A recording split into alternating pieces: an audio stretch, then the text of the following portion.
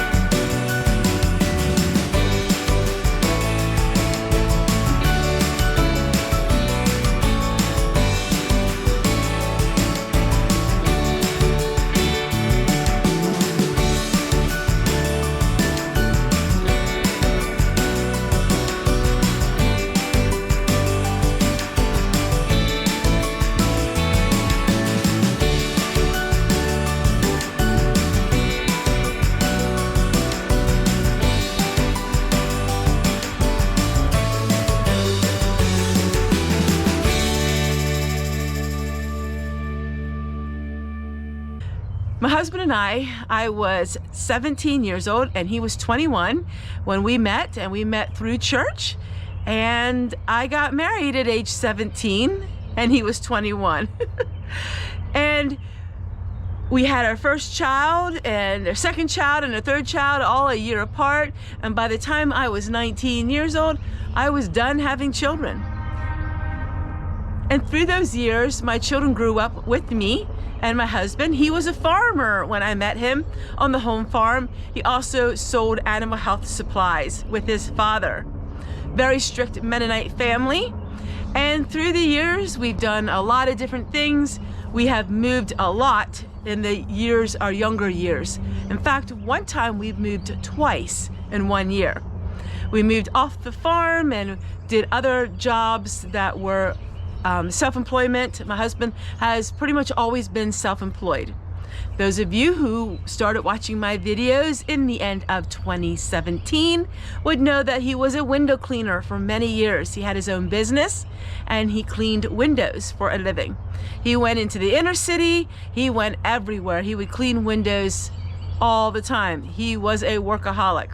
And then in the past few years, he has slowly become retired. And now we're faced this whole new world for me. All of my married life, my husband was working many hours and I was pretty much alone with my children.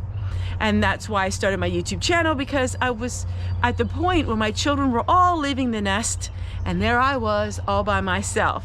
And so I started the YouTube channel. Our son said, you know, Mom, start a YouTube channel.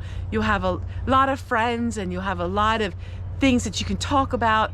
And wow, that has been such a highlight of my life. Through the years, you've seen our children in my videos. You see my grandchildren in the videos. So pretty much every 2 weeks, well, every month, you will see our extended family. Other than our son-in-laws, they don't really like being on the camera that much, but you see our daughters, you see our son, you see our granddaughters, and so much is happening in our lives. As my life gets fuller and fuller off of YouTube, I still like to share with all of you a glimpse into my life. And I will share with you glimpses of the part of me of being the grandma and the mom, and some really exciting things that are coming our way. I really want to thank all of you who have supported me 9 years here on YouTube, and I really want to thank you guys for that. I continue to make my videos, but my focus is going to be a lot different here on out. And my focus is going to be on sharing with you courage and sharing with you just the get up and go attitude of trying to do best with what you have. I'm going to be sharing with all of you money tips, but it's more just gonna be my daily life. And in the years past, I did a lot of blogs or vlogs on, you know, teaching you how to can, teaching you how to cook this or doing this. I'm kind of leaving the teaching role behind. I have over 3,000 videos of my life. And I think now is the point in my life where I'm just gonna chronologically have my diary. And that will be a diary for my children and grandchildren someday when I am gone. And, you know,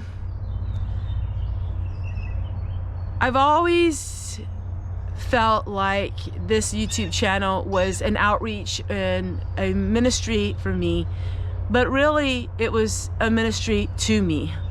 You guys have really helped me in a lot of struggles I've had.